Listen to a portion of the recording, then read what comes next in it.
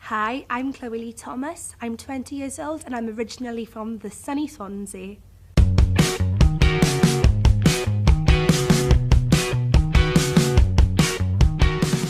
My friends would probably describe me as loyal, bubbly and sassy. Ever since I can remember, I loved musical theatre. I was also a part of a youth theatre group. We performed many productions. I'm a typical girly girl. I absolutely love to be pampered. All my spare money goes on new shoes and new makeup. I also love to travel. I've been on many holidays with my friends and I've made so many good memories. Some people say I'm a little bit ditzy, but I don't really see it myself. I'm Chloe-Leigh Thomas and you can catch me on Exposure TV. Cheers!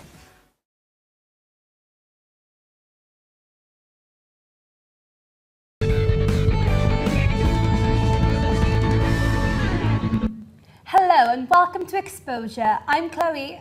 And I'm Michelle. We've got a great show lined up for you today, including a look at Motel Pop-Up Shop and myself and Chloe's Presenter Challenge. As well as this, we will be chatting to singer John Adams about his latest album, as well as an exclusive live performance. Here are your Thursday highlights. Wow. And how do you feel now compared to when you started? 100% better. You know, a million times better, to be honest. I mean, I didn't have any confidence before. You know, I was very self-conscious about myself. Now, I'm more than happy to obviously come here and do an interview like this. And yeah, it's just, I feel fitter, I feel healthier. You know, I wake up in the morning and I'm just full of energy. So yeah, it's a great feeling. Do you think it's a mental thing as well? So not obviously you feel healthier in yourself, but mentally speaking. Definitely. I mean, you just, like I said, you just get that focus, you get that energy, and you just think, yeah, I could do anything, you know?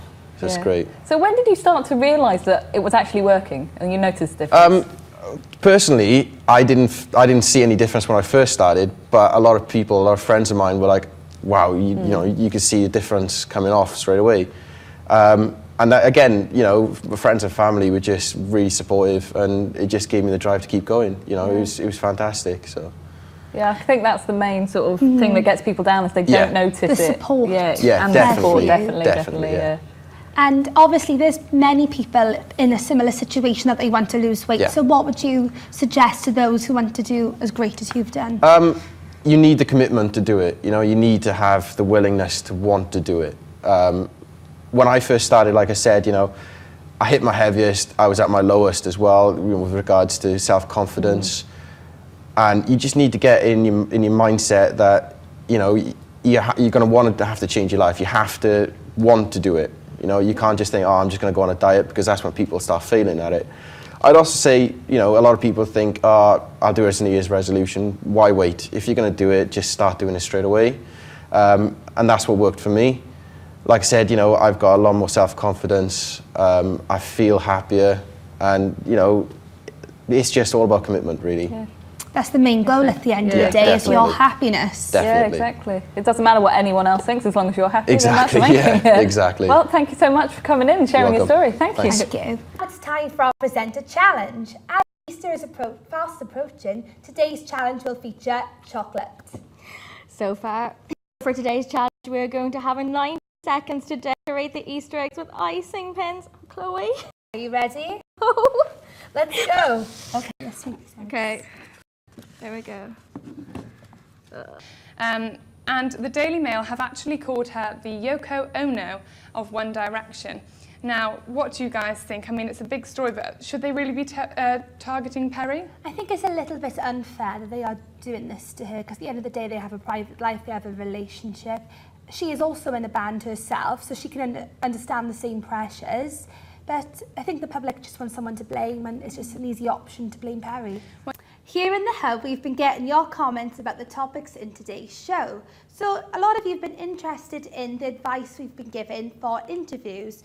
So we have Becca saying, just be yourself and be confident. Annabelle, it wasn't right before, but my mum told me as soon as I got the interview to practice. Miles says, smile and don't have a weak handshake. Good advice there, Miles. And Millie says, wear lucky knickers. disability and dyslexia service here at the university, and a lot of students would be lost without them. It's great to see that all the work that they do, being a dyslexic student myself, I really get the benefits of this. And obviously I have support every day from them, and I'd be course. lost without them. A great interview there from Peter and Scott. All the details of how to get in contact with them can be found on the website.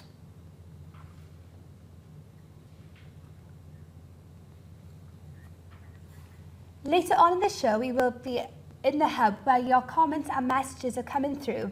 We would love to get your thoughts on this. Do you use the disability service at USW? Is it any good? Whatever your views are, get in touch via Facebook at Exposure TV and Radio, or Twitter at Exposure USW. We'll be back a little later on in the show to tell you our thoughts. And Well, if you haven't already checked out our website today at exposure2015.uk, we have plenty of stories and news for you to be updated with. So Exposure Explodes is actually going to Cowbridge, similar.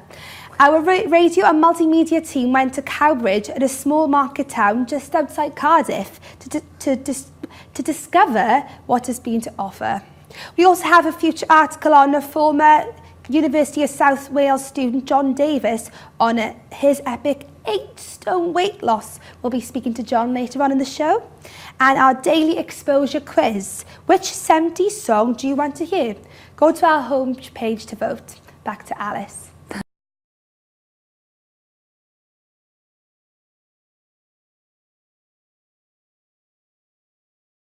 I'm here at Cardiff Dogs Home, where I've made a lovely new friend here called Bobby, to catch up with Susie to see what's been going on since the exposure team were last here. But as I say, they just love, they're social creatures, you know, and they love being around people. And I'm sure we're going to get a bit of excitement kicking off as we walk through the doors. So let's go meet the dog. We've got this little guy is Buddy. Hi, Buddy. Yeah, he's already been on Gumtree, sold on this. So he's been born, he's been put on Gumtree, he's been sold to somebody who bought him because they saw a cute puppy on Gumtree. And within 3 days, like actually our other dog didn't like him, and he's been dumped again. So he's been in 3 different households. He should never have left his mum's side yet. You know, you have to think, am I going to be having a baby? Am I going to be moving jobs? Yeah. What if my boyfriend leaves me? You know, what if my mum is ill?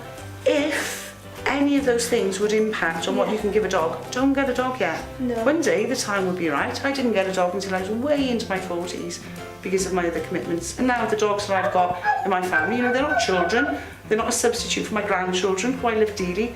They're dogs, but they are part of my family. Yeah. And they will always, always be part of my family.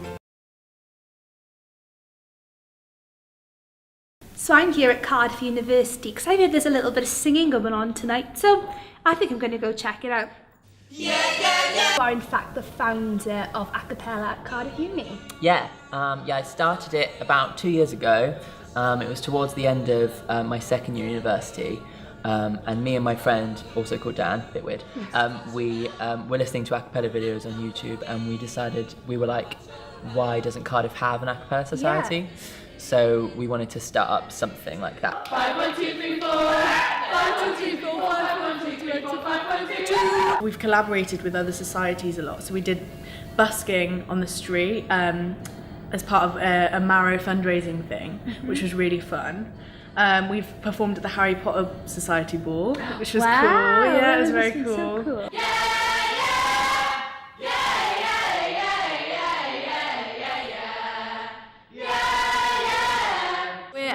Doing a version of One Day Like This that I've arranged. Okay, so I'm halfway through the session now. I've really enjoyed it so far. We did a few different bits of warm-ups and we're halfway through the main song we're doing today. Everybody's just really friendly and really lovely, so I better get back in there. Okay, so we're here at Butte Park for our presenter challenge, which is slacklining. I have no idea what it is. I'm a little bit terrified because I know my luck I'll break my leg, but so if I die, just want to say, Mum, I love you. Shall we go? Let's go. We met up with Josh Jehu, a slacklining enthusiast who has the skills to teach us how to slackline. He made slacklining look easy, but we were both still sceptical whether we could do this or not. So, okay, slacklining, how long have you been doing it? About a year and a half. Year and a half. That's very impressive what you're doing. Terrified me a bit, because now I have to follow you. That'll be fine. You sure? Where did you find out about slacklining? At my rock climbing centre, they had a mini one.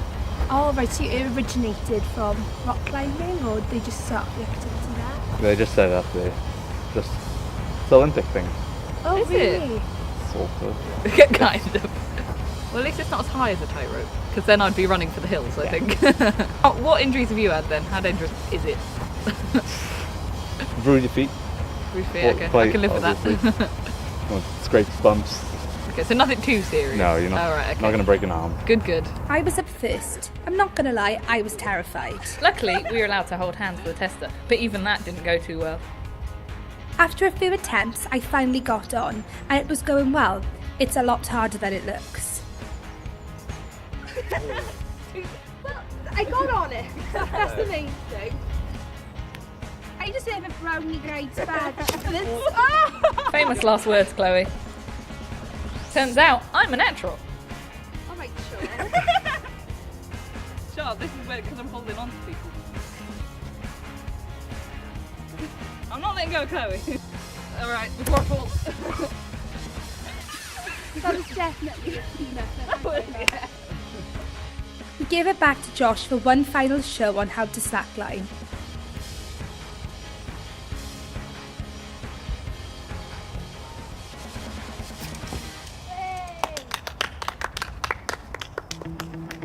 No, I think I'll be okay. I know that sounded like a question, but If you no, I die, think I get your DVDs. Okay. okay. Just as long as they go into a good home.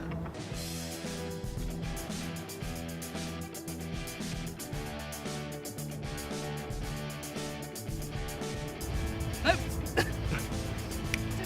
That's annoying, but oh well. Go on, go on, go on. We then gave it to the crew to see how they'd get on. They fell just as much as we did. Some were graceful, Others weren't so graceful. Okay, so how do we do then? Good for a beginner. Good, good. That's all I want to hear. But you can see the skill that you have. Like most of us could only take a few steps. I had to have 2 hands held, and like it looked easier than it actually is. It took me 9 months to get to this. Oh, okay, I don't feel too bad then. Well, I feel proud. I can't. Yeah. I skate rollerblades or skateboard. Me so- neither. If you had asked me, 2-3 weeks ago to try it, I would not have done it at all. But I'm glad I tried something new. It's actually quite fun. I want to go again. Yeah, and you should go to the Olympics and do it. Yeah.